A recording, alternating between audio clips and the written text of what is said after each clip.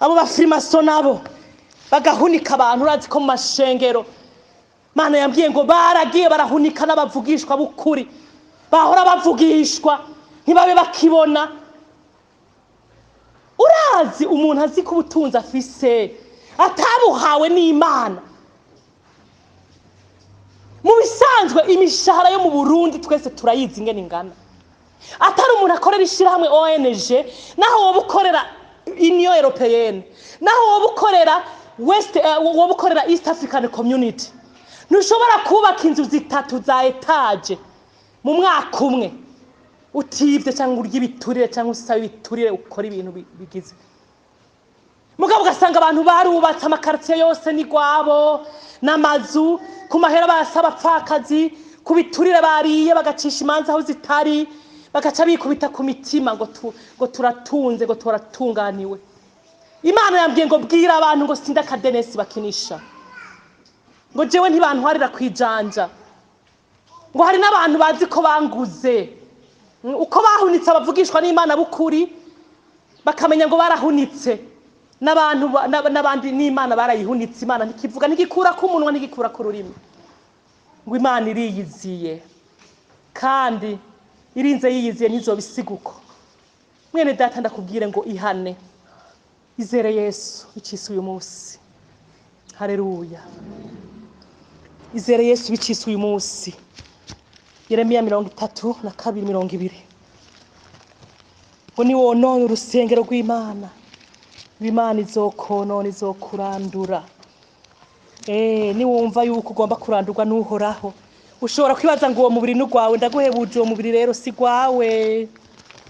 Urazi ko ari ubukobwa bw'ubumaraya bukengera abantu buzi yuko imibiri yabo gusa kuja guhenereza no gutambikiza imbere y'abagabo babereka ubutako bwabo. Urazi abo bamaraya ingene batesheje intuntu amagogo bateye mu miryango bakamenya ko kwambara burya buhenerezo bwabo no kwisiga ama makeup no kunkingohe buzi ko buzoguma busedwiza ba Yezebeli bazoguma basedwiza abagabo babandi. Igihe kirarangiye aho Imana igomba gutangura kubateramwe amakansere muri burya butako. Imana itangure guteragira amakansere muri burya buguru na burya buntu bazi ko baheresheje abagabo ngo babasedwize hanyuma asubire kuri abagabo babatumbera. Rero Imana yambwiye ngo bwira abantu ngo jewe sinda kadenesi bakinisha ntibantwarira ku majanja. Aho kagore kakamaraya karaguhaditse imiti ugasanga urugabo rugeretse nk'ari kakamutwarira ku rutoki. Uraza amagogo wateye mu ngo ugasanga umumama w'urugo asigaye ameze nk'umuboyi. Umumama w'urugo agatuna mu kizu cy'igipangu kimeze nka prison yaragitunturiyemo kubera ubwo bushano bw'ubumaraya buriko burarya kari bwarahunitse abo bagabo nyine ko bubaha imiti ubagaburira imiti. Rasio nziza ikaja kwa maraya aho kuja mu nzu y'umugore w'indowa. Igitenge ciza ikaja kwa maraya. Wibaza ko ivyo Imana izovyinegagiza ngiguma ibirabuko. Bene data iyo Mana ntisinishwa. Imana ntikinishwa. Niyo mpamvu abo bantu bari bazi ngo bafise amafaranga menshi. Imana itakibaha n'umwanya wo kugwara ngo banayakoreshe bayaryemo. Agwara umunsi umwe bukeye akaba yapfuye. Nuko bigenda nuko Imana igomba gutangura kuzira bakubita. Uw'Imana igiriye ubuntu akamara iminsi 10 akamara iminsi 5 agwaye araronka umwanya wo kwitunganya no kwihana. Mugabo kubera hari Imana yari yateguriye kurimbuka kubera babaye intumva Imana ibakubita umusongo ubwo nyene akarambara ararambaraye ntavyuke. Iyo Mana ntikinishwa. None ayo marira y'abapfakazi n'imfuvyi bibaza kajahe? Ayo marira y'abagore batunye mu nzu muri ivyo bipangu basigaye bameze nk'abakozi nk'abashumba. Urazi kugeza igihe umugabo aja kugisha inama maraya mugabo umugore ari mu nzu kugeza igihe umugabo aja kwereka amakonte yiwe atunze y'amafaranga akayereka maraya mugabo aho kwereka umugore wewe mu nzu. Ivyo ushobora kwibaza yuko ivyo bintu Imana ishobora kubireka kuko ari Imana y'ikijuju yabirekeye uko.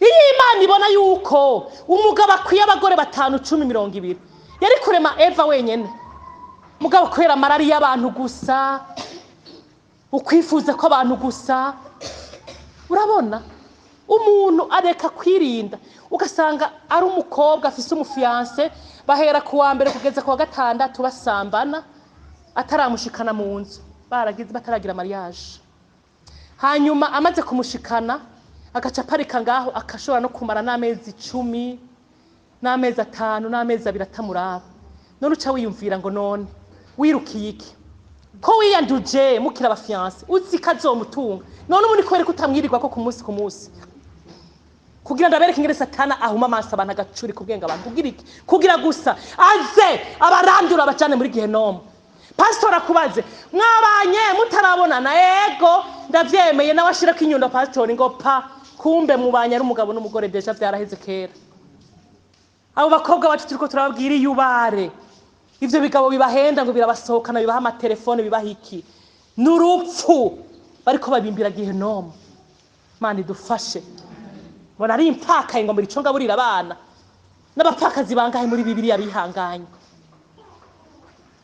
wowe uzobatsinda kandi batari bwanaronka na Yesu Kristo mwisezerano rya kera umuntu Yesu yarakivugishwa beneda yavugishije imyaka irenga 400 mugabo ngo ana arindira isezerano mugabo twege turazi ko Yesu yaje aranapfa aranazuka aranabambwa arazuka mugabo tuguma twivayanga nuno munsi unarimbuze isho ngaburira abana muri cyo gituma nasambanye mbega uwo muntu nimba ico kigabo cyo kugirira impuhwe kuko ayo mahera atoya guha ngo uje kugaburira abana nimba ari umugira neza mama wanje nimba ari umufasha utabanje kugurisha umubiri wawe kuko ngo wimatanije n'amaraya wese ababaye mubiri umwe nawe ibazerera abamaraya bangahe mumaze kubonana n'abagabo bangahe nibizimu vy'ibawo n'ibisigo vy'iwabo abandi mukaca muza kugora abasenzi mwayoroye ibisigo vyahe na hehe kubera iyo umuntu abonanye n'uwundi ni contact physique mwamugiraniye hari ibintu agusukamwo niyo mpamvu uzosanga nabarya barozi barya bafimaso acte ya mbere muze mubaze barya bagiye kuzimu ikintu ca mbere bakora babanza kuguha n'umuzimu musambane n'umuzimu kuko ni contact bakeneye niyo mpamvu rero yasambanye n'umuzimu araje kugusambanya nawe agusutsamwe imizimu yose yakuyeyo ibaze rero musambanye n'umwe 2 3 bangaha ivyo bisigo bizoba bikuri ingene bingana narababaye ndarira turiko twiga icigwa c'urudandaza mpuzamakungu igihe nari Arusha umwigisha aratubwira ngo Afrika kenshi usanga zaragurishijwe kubera iki ubusambanyi ati bigenda gute batuma bashikira nganje bagiye gusinya amakoro y'ibintu by'ubudandazi hageze yuko basinya ama article akomeye y'urudandazwa mpuzamakungu bakaca babaha amahera mu bita ba PDM bakaca babazanira ubumaraya ubukobwa bw'ubuzungu bw'ubumaraya bateguye bakaca babashira mu busambanyi bakagenda bagasambana bakabamaramwo inguvu bakaza ngo baje gusinya bukeye baraye ari biziga badashobora no kugira ubwenge bwo gusoma ngo barabe ko bagurishije ibihugu vyabo nararize ugaca usanga igihugu cyatwaye amadeni azokwishuka imyaka 50 canke 100 wewe utaranavuka ukaburi urasibisa ivyo abarongoye ibihugu bashitse bagutayemo kwera ubwo uwo munoho w'ivyisi n'ubwo busambanyi kuko ikintu cyambere abo barozi bakoresha n'ibintu by'uburozi bw'ubusambanyi niyo mpamvu n'umupastori yuzuye umuvuta y'Imana ikintu cyambere satani babanza kumurungikira agakobwa kaja kumuseduza basambane amavuta y'Imana yose akabaheze kandi pastori amavuta y'Imana aheze n'ishengera rongoye biba ribaye goyi ni nk'ivyo nyene umukuru w'igihugu ari hejuru kuko ni père de la nation asambanye canke abashikiranganje nivyo igihugu kiba mu muvumo musi y'umuvumo w'ubusambanyi n'ubukene n'ubutindi niyo mpamvu usanga ibihugu vya Afrika dustragoringa twarapfuye nabi n'ubukene bakaca basinya ibintu barushe ubwo mara yabwa bamaze nk'inkomezi bakoresha n'imiti wowe ukaja ko ukaruha ugasanzara ugatabuka hagera bakagenda muri sare bariko barisinzirira ko zana dusinye bakempoza signature ntumenye ko ubwo ufaranga baguhaye gusa ugurishije igihugu cyawe heje kugurisha igihugu cyawe cyose imyaka 40 Imana idufashe bene data mwiyubare nimuzi byo satani ariko arakora kugira ngo ashobore kurimbura isi ntimuzi ibyo satani ariko arakora kugira ngo isi ashobore kuyirimbura. Mugabo nawe Imana yakubwira ihangane, niwicwa n'inzara kubera wize ikigaburira abana tuzoguhamba ntacyo ugenda uri umugororotsi. Mugabo ntawe ndabona yishwe n'inzara ngarenge 1 2 3 kane indwi yose atajya, uzofuma waturira na mwene so uti burya amaze 2 ntarya, afuma guhana ikijumba hakuja guhemuka wiyanduza. Urazi cyacu ubusambanyi ngana rucafu kikumaramwe amavuta y'Imana, abantu bari kuzikura umusenzi bagasigara bakubona uri goyi warabaye igitukisha uragatukura umucafu. Aroni hari bitaciye byandukira abana bawe, bitaciye byandukira abakukomokako, ugasanga n'inzu y'abasambanyi. Umuvumo wabakwegeye uri nyina ko uri se. Mani dufashe mona ayo maronko bucabora. Urazi umuntu kuba yaregeranije ubutunzi bwose bubaho, mugabo apfuye atihanya adakijijwe akaja kurimbukira muri gehenomu, na bya bindi yarondera bigasigara birarya abandi bantu batabiruhiye. Ukabura kwihangana, ukabura gusonza. Umuntu akabara muhanze yishwe n'inzara mugara umugororotsi. Narababwiye mu 2018 nyene, bambe 2019 niho naje Dar es Salaam. Sinababwiye umugabo yamaye Mercedes, burya mugabo gwari urupfu yagomba kunyica. Simba ndiko ndavuga ivyo ndiko ndavuga ubu. Twene tuba mu nzi daheze, inzu tuba mu ntirahera cyari chantier. Muganda yishimira Imana kuko itafari ririko n'ikintu cyose kiriko, nta muntu akoma induru ngo ansira na Hippolyte baranyivye. Haleluya.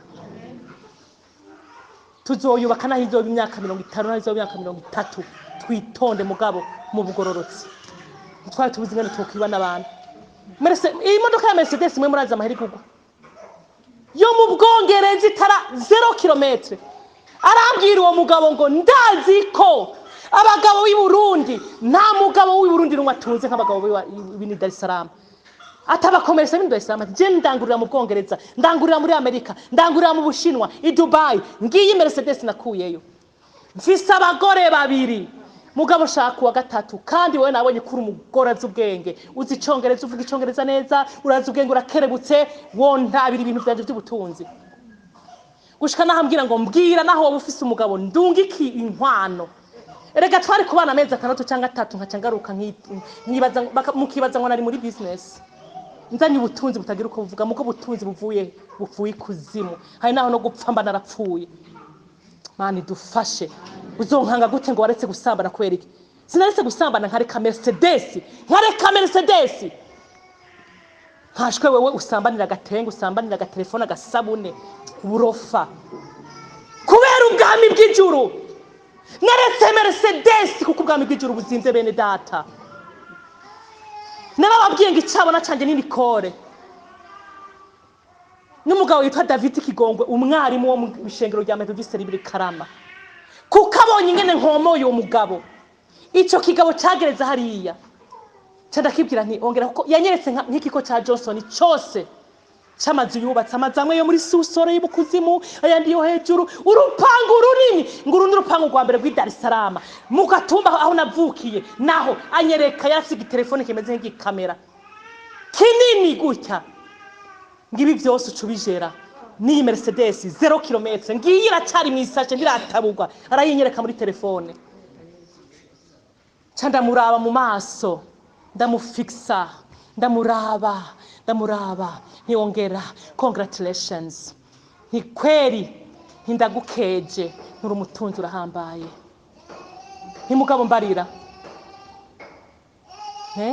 araraba arafisura amaso ati ni vira wubatse mu ijuru irihe. Ndamubwira mu Congereza, vira wubatse mu ijuru, inzu wubatse mu ijuru irihehe. Kubera iki? Nikubera ko ibyo byose uri kuri rata byo mwisi nigomba ureke kundatirwa butunzi buboneka. Ni naho nyereka Dar es Salaam yose cyangwa isi yose sishobora gutora ngo mvange ndafise uwundi mugabo nakiriye kandi arapfuha nawe no kukwica yo kwica ngo ngwinde. Numugabo wanje wibujumbura ntambona, twoja mu hoteli tukaryama ntiyombona. Ni mugabo wa mugabo nakiriye imbere y'umugabo wanje wo mwisi ariho arambona arapfuha kandi nawe yo kwica. tugendana ni mu ndege, tugendana ni mu hoteli, ijisho ryiwe riguma rindaba. Ntuwo niwo nawe ukeneye kugira wuzuze ico kinogo c'ubusambanyi. Wavuze ko ufise abagore babiri, sokuru wawe yaguhaye imiti yo kugira ngo ushobore kurongora abagore ufise ingomezi rwose. Ni mugabo ico kinogo cujujwe n'iki? Ni uko utararonka Yesu kugira kizibire. Naho woza n'uwa gatatu, n'uwa kane uzomushaka, n'uwa gatanu, tanke utarakira uwo mugabo. Ni kuko izo nkomezi wishimira mu myaka 80, 50, 70 uzoba washaje, waboze, wapfuye. None ivyo wari kuraruhira bizoba biriko biribwa nande? Niyo mpamvu ndakubajije unyereke vira wubatse mu ijuru aho uzoba ubugingo budashira bwawe. Haleluya. Ntimubizi ibintu abantu biriko bariyandurisha kubera uyu mubiri buca dushira mu ivu zobora. Abantu bagatumwanya ubuzima bw'umuntu wese, ubuzima bwawe bwose ukabuhereza mu cyaha, mu kugambanira abandi, no mu kwiba, no mu kwica, no mu kuboregwa, ukibagira aho uzomara ibihe bidashira.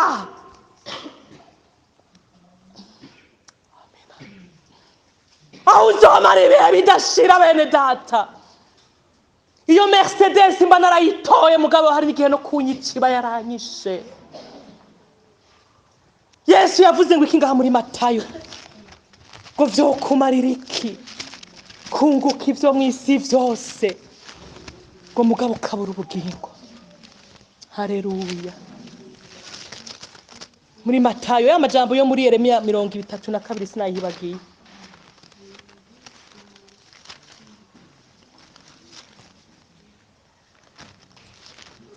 Haleluya. Bene data, Matayo igice c'16 haravuga ngo umurongo wa 25, kuko ugomba gukiza ubugingo bwiwe azobubura, ariko uzobuheba ubugingo bwiwe ngo ariko kuko ugomba gukiza ubugingo bwiwe azobubura, ariko uzoheba ubugingo bwiwe ku bwanje azoburonka. Kandi umuntu vyomumarira iki kunguka ivyo mw'isi vyose niyaka ubugingo bwiwe kw'iciro? Bagombe baguha inzu zose zo mw'isi, baguha ubutunzi bwose bwo mw'isi, mugabo udafise ubugingo budashira, yo uzoshika ku mpfiro wumve vya bintu vyose wari ufise bisigaye bigushisha. Bene data, mutaramenya ingene Imana ikomeye, muzoje mu bitaro murabe. Abantu bariko bahemeshwa n'ivyuma, bariko bahemeshwa n'amamashini mwene adashobora gushingura ukuguru. Aba yibaza ati Imana yompa n'umusogondo umwe wonyene ngasubira guhonyeza ukuguru kwanje hasi, nokorera Imana mugabo bitagikunda. Trop tard, igihe carenganye. Mugabo una musi uratambuka ukavyuka washira ukuguru hasi ukumva birakunda, ukahora wibaza ngo niko bizokwama, ukigorora ukaja guterura artere ukumva uracafise inguvu, ugahora wibaza ngo ndaca. Urazi ko ubuzima bwawe atari ubwawe ga mwene da, si ubugaba, siko bizohora. Hari umunsi uzovyuka vyanke guterura ukuguru, vyanke kuvyura umutwe, hanyuma bace bumva ngo naka kera karabaye. Abandi bahitanwa n'amasanganya akagenda uko. Niyo mpamvu Imana itubwira ngo ezwe umwanya wari wo wose, kuko ntuzi igari ryawe, igari rizogutwara igari ryo accident. None kwa Mungu ntimwumvise abari bagiye kugura urushengero ko bisi yataye barabara pu n'umuntu yicaye mu nzu zike ikamusangayo, abantu ntibahonye. Imana ibwira none barya bariko baragenda, se abantu bafise amaraso n'umubiri n'inyama nka wewe n'amaproje nka wewe. None nk'umuntu agiye kugura urusengero ntabafise project mwene da, none wowe uzokwibaza ngo wahaye ikimana hari giturire wayihaye ngizokureke usambane wibe wice uroge uzengereza imiryango uzengereza ingo. Ndakubwire hari ukuntu ubwo buntu bw'ubugore bw'umara yabwigize rero bugatwara kuko bwinshi usanga ari ubusokreteri bw'abapatro babo, ubu comptable bw'abapatro babo, ugasanga arakwitwarira uri shobuja, uri patro mugabo akagore kadapima n'ibiro 50 kakakubwira ijambo kubera kitwaje imiti kaguhaditse, kitwaje imiti kakugaburiye, ukiyumvira uti aho kagore kishura gute uwo mugabo. Ese ku mugore we w'indowa arashobora kubaho kuvugisha gute umugabo wiwe? Umugore wawe ugasanga arakubaha kukazi yuko arakubaha nyene kuko ufise agaciro uri se w'abana biwe. Mugabo maraya ni gisuma aguhigira nyene kuzogirana kuzoguta muri gehenomu nta kindi. None siko ijambo ry'Imana rivuga muri Yohana 10:10 we Satani yaje kwiba no kwica no gusara no gutikiza. Ngo muga Yesu yaje kugira intama zironka iki ubugingo kandi zironke busagutse. Haleluya. Ngo vyo kumaringa kandi umuntu vyo mumarira iki kunguka ivyo mwisi byose niyakubugingo bwiwe kiciro canke umuntu yotanga iki ngo acungura ubugingo bwiwe kuko umwana w'umuntu azohava afise ubwiza bwase azananye n'abamarayika biwe niho azoca yishura umuntu wese ibikwiranye n'ivyo yakoze. Haleluya. Umuntu wese ivyo yakoze Imana irabizi. Haleluya. Niho yabwiye ngo babwire ngo jewe sintwarirwa ku majanja nimba ntishuye uyu mwaka nzoguma ndi Imana ngo urya muntu nari ifise uburenganzira bwo kumukiza kuko ndumuremyi mugabo nahisemo kumutwara. Uca yivumbura ku Mana rero ngo kutangirije umuntu Mana ndaguhevye ivyo biramuraba kuko Imana ni musigwa musangwa. Ijambo ry'Imana mu gusubira mu vyageze 3:2 ngo ni jewe ntuma umuntu abaho kandi nije ntuma umuntu apfa. Niryo jambo nasenga rujya muntu hariya muri koma nyene. Nejeje gusenga ncavuga abi Filipi 4:4 kugeza 8 hava ngo mwame munezerewe mu mwami wacu ndabivuze ubugira kabiri ni munezerwe ngo ubugwaneza bwanyu bumenwe n'umuntu wese umwami wacu ari hafi. Niyo majambo naresita ndiko ndamusengera. Ngivyo mugomba bimenyeshwa Imana mu gusenga no mu kwinginga bifatanije no gukenguruka ngo maze amahoro y'Imana aruta uko yomenywa n'umuntu wese azoshibamira imitima yanyu n'ivyumviro vyanyu. Hari abantu bihenura ku Mana ngo kw'Imana itankoreye ibinani ndayivuye kurayivako ni musigwa musangwa n'umuremye umunsi yagushatse aho uzoba uri hose izogukabutira.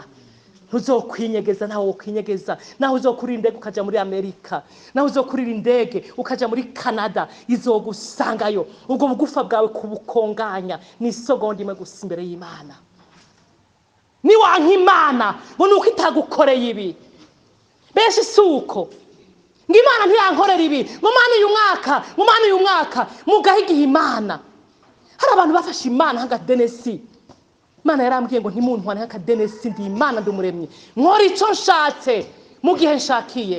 Haleluya. Imana ishimwe. Ngo Imana irazi ngizokwishura umuntu wese ibikwiranye n'ivyo yakoze. Ivyo ukora ukiriho Imana irabizi. Ntimwumva ubutumwa ngo ndiko ndabuvuga. Ijya Mercedes na yase ari uko ntunze nta na konte ngira ngo gifise kuko nta kazi ngigira mugana arayase kubwicuhero cy'Imana ko nzi ku buzima bw'Imana n'ubugingo budashira buzimvye gusumba ivyo bintu by'iminezero. Urazi umunezero w'umusogondo w'iminota 2 iminota itarenga 5 ikakumaza kwandavura no kutadestine yawe. Hari icyaha ukora ugasanga urikagiye ubuzima bwawe bwose na destine. N'Imana yacima akagararo ka Yosefu ngiyasambara na muka Potifari. Ibyo kuba premier ministre ari kuba yibagiye pipi. Hari ibyo ukora ugasanga wihumanije n'urugo rwawe n'umuryango wawe. Tinyi icyaha bene data ubugingo budashira burazimvye. Ico kigabo cyaciye kigwa ndakibwiye uko kiraryama ku meza arambwira ngo kuva nakavuka nimba ari ivyo bimiti nyene yahora akoresha akamvuta abandi ntumbaze uzogenda uriho vyo uri umuntu agira mpwemuyera bazokwamvuta usange wanasambanye utazi nyene vyagenze kuko barakoresha n'imiti nyene yaranyaturiye kwere arambwira ngo je sokuru ngo yarayampaye umuti wo kurongora abagore kuko je sishora kuhazwa n'umuntu umwe kuko ufise inguvu ivyo nivyo uri kurirata aho kwirata Yesu ni kumbura Imana yamvanye Bujumbura inzana ngaha Dar es Salaam kugira ndakubwira Yesu wihane wizere ukandi je no kwihanye ngo nuko mwishengero cyambwira nyirukana umugore umwe ngira nta cyane amubwira ntibiragusha nini wahitamwo gihenomu kubera umugore biragusha nikuvuga nuko amaraso yawe ntazoyabazwa Imana nakubwije ukuri cyandahaguruka ndagenda uwo mugabo atarambaza twari twajanye barya twari kumwe mwishira hamwe ngo uwo mugabo mugiziki ko yaregeye yacitse intege yabwiye ngo nta mugore n'umwe yari bwamuresiste yari bwamwankira urumva ivyo miti yo miti baba bakoresha babazi ko bose bagendeshwa n'umubiri bakaca bafatwa niyo miti mugara abagore n'abakobwa buzuye mwemu yera. Haleluya. Imiti idashobora gukanga n'amamvutema y'abarozi n'abasataniste. Mugombe mwamvute mukora ibiki? Fise Yesu. Uwo Yesu nakiriye ari hejuru y'imbaraga z'abarozi n'abapfumu n'abasataniste bose. Haleluya. Abantu bose bari bazi ko baca bajugumira imbere y'amafaranga ye yiwe. Urazi ko hakubwira umuntu kuri kubera ari umunyacubahiro, kubera afise ubutunzi, abandi ugasanga birundaniriza bavugishwa, bababwira ibihwanye n'ivyo bifuza, kubera bazi yuko ari bo babatunze. Arareka kuguha ayo mahera yawe, Imana izoraba abandi cako kugira bakugaburire. Uraza abo bantu bisa batunzi ingene bifatiye abantu, umuntu ukamenya ko ari umusambanyi, kari maraya, kakoresha imiti ari umurozi, aho kumubwira ngo ihane. Muga abantu ngeka mama wanje ngo notinya ngujya n'umunyacubahiro batajijuwa. Ndiko ndabuvuga ubutumwa ndaburungika mu groupe yose abagomba babwumvirize. Uburi umunyacubahiro, uburi umushikiranganje, uburinde mugabo utihanye ngo wizera Yesu, ureke kurenganya abo bantu. Imana izokubaza nivyo yavuze ngo azoca yishura umuntu wese ibikwiranye n'ivyo yakoze. Ntawe uzogutinya Imana. Abantu barashobora kugutinya mu Imana ntizogutinya. Abo bantu warundanije ucukoranya rero vya bizubaka mu biturire na vya biduga na bwa butunzi na vya bitongo wakuma wivye, ucubikoranya rero hama bice bikuburanira imbere y'iyo Mana. Haleluya. Ubugingo budashira burazimvye bene da, ubugingo budashira burazimvye. Reka duhereze muri Yeremiya 3:2. Reka mbwira abantu nubwo umengo nintumva kuvuga menshi siko kuyamara. Nayo dusemerera abandi bakaca barara mu bapfumu bagenda kundogesha, bandogeshe jewe ansira kugira baze bancange ngo mbumuvugishwa wacanganyikiwe. Sitacanganyikiwa. Muzoroga bibasubira ko mwebwe nyene. Muja kuroga ngo mumugwishe ngo muzinye ingabire yiwe, ntayo muzozinya kuko simwe mwampagurukije, ni Yesu yampagurukije. Kandi nzovuga ukuri, bwira abantu ukuri. Bonyanka bonkunda, ico ngomba nuko abantu bareka gusha muri gehenomu bakazotaha ijuru. Ndatsara abantu bafite imigambi ngo bazimye ingabire, sinsubire kwerekwa, sinsubire kuvugishwa, ngo mvangigwe. Sitacanganyikiwa, niko na Yesu. Haleluya. Yesu nashimwe. Yeremiya 3:2.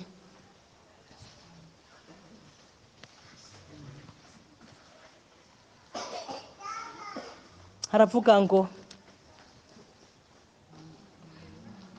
ni wowe washizeho ikimenyetso n'ibitangaza mu gihugu ca Egiputa, gushitsa no kuri uyu munsi mu Bisirayeli no mu bandi bantu, ukironkera izina rya rurangiranwa nk'uko rimeze n'uyu munsi, ugakuza abantu bawe b'Abisirayeli mu gihugu ca Egiputa ibimenyetso n'ibitangaza n'ukuboko gukomeye kandi kuramvuye n'ibiteye ubwoba bwinshi, ukabaha iki gihugu ico warahiye basekuruza babo kuzobaha, ari igihugu gitemba amata n'ubuki.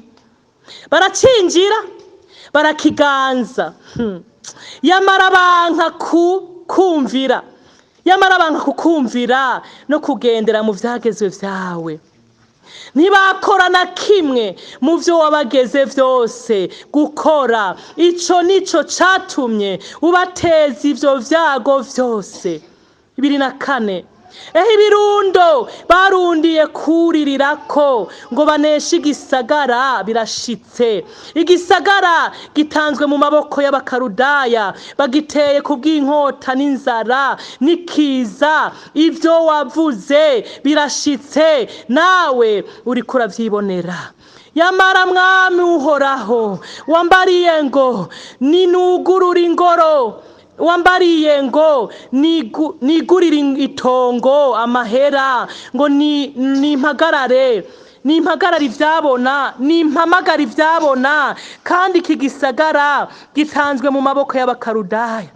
Maze ijambo ry'uhoraho riza kuri Yeremiya ritehe nduhoraho, Imana y'abariho bose, mbega hari ikintu na kimwe kinanira? Haleluya. Abo birukira mu bafrimasoni kuzimu aho gusiguza uhoraho. Nuko rero nikuhora hagize atehe nzotanga iki gisagara mu maboko y'abakarudaya, no mu maboko nzotanga igisagara mu maboko y'abakarudaya no mu kuboko kwa Nebukadineza umwami w'i Babuloni, kandi azogitsinda. N'abakarudaya bateye iki gisagara bazogishikamwo, bagiturire, bagitongore, bo n'amazu buriyeko hejuru, ngo bosereze kw'imibavu bayari, bagasukira ibiturire izindi mana kugira ngo bantere ishavu. Urumva ko hari ibyo abantu bakora kugira batere ishavu Imana basha. Ngo bantere ishavu Imana bayitere ishavu, watabona camutema kuni. Kuko Abisirayeli n'Abayuda bakoze ibibi gusa mu nyonga zanje uhereye mu buto bwabo. Kuko ku Bisirayeli atakindi atari ukuntera ishavu, barinteresha ibikorwa by'amaboko yabo. Ni jewe Uhoraho mbivuze. Kuko iki gisagara guhera ku munsi bacubakiye gushitsa no kuri uyu munsi cabaye ico kuntera ishavu n'ubushangashigwe, bituma ngikure mu nyonga zanje. Kubw'ibibi byose Abisirayeli n'Abayuda bakoze kugira ngo bantere ishavu, bo n'abami babo n'abaganwa babo n'abaherezi babo n'abakamenyi babo n'abagabo b'i Buyuda n'ab'i Yerusalemu, banteye ibitugu mu gishingo cyo kuntumbera. Naho nabahanura nkama nzindurwa no kubahanura, yamara ntibanyumviye ngo babishire ku mutima, ariko bashize ibizira byabo by'ubuyobe mu ngoro yanje yitirirwa izina ryanje ngo bayihumanye. Ibizira by'ubuyobe, urazi ko hari abarozi basigaye binjira mu ishengero aribo bavugishwa ba mbere bavugishwa mu ishengero. Ibizira by'ubuyobe, basize ubukono bw'ibujojo mu mashambere yabo, mu vyumba vyabo, mu madushe yabo, baje boza imiti ngo bikunde bakoreshwe, bakore ku bantu ko bace batemba mu ngoro y'Uhoraho badatinya kwinjira kugira batere ishavu Uhoraho. Umviriza ingene Imana yabagize. Ariko bashize ibizira byabo by'ubuyobe mu ngoro yanje yitirirwa izina ryanje ngo bayihumanye, kandi batabiye ibitabo bayari nivyo biri mu myonga, mu mwonga wa mwene Hinomu. Bagatanga ubu baja ku matanganyika, baja ku mashuha, baja mu mazi, baja mu mapisine, bakubaka amapisine y'abasataniste y'abarozi. Bagatanga abana babo b'abahungu n'abakobwa kw'ibimazi ngo bosereze Moleki, ari ikintu ntabageze kitigeze no kuza mu mutima wanje ko bokora ivyo bizira bagacumuza Abayuda. None rero uko niko mvuze jewe Uhoraho Imana y'Abisirayeli, kuvyiki gisagara ico muvuga ngo gitanzwe mu maboko y'umwami w'i Babuloni kubw'inkota n'inzara n'ikiza. Ntiraba nzobakoranya mbakure mu bihugu vyose aho nzoba narabirukaniye, mfise ishavu n'ubushangashigwe n'uburake bw'inkazi, kandi nzokongera kubagarukana aha hantu ndababesheho amahoro. Kandi bazoba abantu banje, nanje nzoba Imana yabo. Nzobaha umutima umwe no kuja inzira imwe, kugira ngo bahore banyubaha gushitsa ibihe byose, ngo bahave baroranigwe, bo n'abana babo bazoba babasubiriye mu gishingo. Kandi nzosezerana n'abisezerano bitazoshira. Urumva, hari igihe Imana izorandura abo bantu bakuze bakoze ibizira, Imana isigaza abana abo bana nyene turiko turavyara. Ntitwasezeranye kuva mu ntwaro ya cami, kuva mu ntwaro za repubulika. Numva ngo abaperezida bararenganya, abashikiranganje bararenganya, baragira ibiturire, bariba, barica, baragira gute.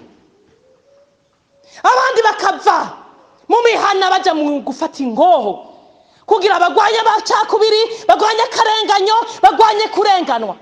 Urazi ko winjira mu biro abantu bakakuraba ukamengo wisohotseko. Kubera iki? Abantu bagwanye akarenganyo, mugabo ako wagwanije akaba ari gukora nyene. Imana irababaye ngizobirukana aba bana nyene mwivyariye aba aribo basubira. Imana idufashe. Abantu bararakije Imana. Uri munsi y'ibikoti wifuka ibikoti. Abandi bambwiye ngo harabanwa amaganga y'ibikoko y'intare bibaza ngo na amazi ku bitandara bari mu ishamba barya imizi y'ibiti. Mugabo kaza shaha Imana ikaguha idiva, ikaguha intebe wicarako, ugasigara urya umurete n'amafiriti n'amaspageti n'amakaroni aho kurya imizibizi, ukaca wibagira abandi ko basigaye barenganwa, ukaca uwa mbere mu kwigera hejuru urenganya abandi. Ngivye Imana icifunga umunwa, icifunga amaso ntizoyibona. Bene data twezwe iyo Mana turi kuyifyinako, turi kuyifyinatako twezwe neza. Uko Imana itazigurije bariya bakubanjirije, niko Imana idashobora kukuziguriza niwaguma urenganya ugakora ibibi. Mana idufashe. Iyo ntebe wicaye ko yari yicaye ko abandi si wowe wayitanguye, uko yabirakuyeko niko izoyigukura kigashira ko abagororotsi bakuruta. Twe dusenga umurango nijoro, hariho abantu ngaha batakiryama, barara bameze nk'abasazi burira hejuru ku mazu batakambira Imana ngo Imana yeze igihugu cacu amaraso, gutanga ibimazi kuva ku bami, abantu batanga ibimazi bisasira abantu kugeza n'uyu munsi. Ubu hageze gutanga ibimazi byabo muvukana na nyoko naso n'abakazana bawe. Birateye isoni ngo bikunda uvuganguro nk'ayo maronko. Bene dacu Mana ture kwifyinako, ngo mbere nzobanezererwa mbagirire neza kandi nzobateragira kuri muri iki gihugu vy'ukuri bivuye ku mutima wanje wose no ku mushaha wanje wose. Kuko ariko mvuze je uhoraho, ni nk'uko nazaniye ubu bwoko ibi vyago vyose bikomeye, uko niko nzobazana kw'ivyiza vyose nabasezeraniye abazoba barihanye. Haleluya. Kandi amatongo azogugwa muri iki gihugu, ico muririra ngo kirakomvomvowe ata muntu akigisigayemwo, canke igitungwa ngo gitanzwe mu maboko y'abakarudaya. Abantu bazokwigurira amatongo amahera, bandika ivyete vy'uko baguze, babimatanisha ishashara, bayidomeko ikimenyetso, bahamagara ivyabona. Bizoba bityo mu gihugu ca Benyamini n'abantu n'ahantu hahereranye ni Yerusalemu no mu bisagara vy'i Buyuda no mu bisagara vyo mu mugamba waho no mu bisagara vyo mu gihugu giciye bugufi no mu bisagara vy'ibumanuko, kuko nzotuma bahindukira bave mu kinyago. Ni jewe uhoraho mbivuze. Ngaya amasezerano yabera, abantu bemeye kwihana, bemeye kwitunganya. Ntuwibaze ngo Imana yavuze ngo mugiye kwakira ivyiza ngizopfa guha ari we wese, ngo muzogura n'amahera. Nta bantu bari mu matongo bavyagiye mu matongo banyaze, bataguze amafaranga yabo, basahuye banyaze ivyo bisuma, abo bambuzi ngo Imana izobibakuramwo. Ihashira abana baciye bugufi bakihana bakakizwa. Umuntu yiguriye n'uwundi mwandikiranira ivyete, amasezerano y'ubuguzi, atari ukuja guha ibiturira abacamanza ngo bagukomorera itongo utaguze utazi kubera wabarushije kugura abacamanza n'ubucamanza. Imana idufashe. Abantu bavyumve ko ivyaha biriko birakogwa, Imana izobihana ikabihushura. Abasezeranye ngo Mana niwaduha ibi tuzorenganura abandi, ni bangahe bariko barabikora bavyibuka. Ubutunzi ntibwabahumye amaso bakibagira. Imana idufashe. Haguruka dusenga Imana, haguruka dusenga Imana. Harageze ko abantu bamenya ukuri, ko abantu bezwa, ikindi gihe ngo iminsi yabo igicagatiye ngo Imana inzozi bibanyage ngo biguruke ubwo butunzi barondeye bivye buguruke bwambara amababa bubasige buyoke. Ihane agasanga hari umuntu yasambanye hano, fukama. Umuntu yibye, fukama. Umuntu yadendereje abandi, fukama. Umuntu yasahuye, fukama. Kandi gufukama no kwihana ukatura ugasubiza ibigishoboka gusubiza. Samajambo gusa. Haleluya. Shike ngaho imbere, shike ngaho dufukame dusenga Imana, turirira Imana. Haleluya. Fukama. Ingo umuntu yasambanye, umuntu yasahuye, umuntu agendera mu burozi, umuntu yibye, ibyaha byose byadondaguwe hano murabizi. Fukama. Ijuru ririko rirasemerera. Hari naho uyu munsi ari umunsi wawe wa nyuma, ejo si kwawe. Hari naho wowe wapfuye cyangwa inzamba y'Imana ikavuga warirengagije uzobahe.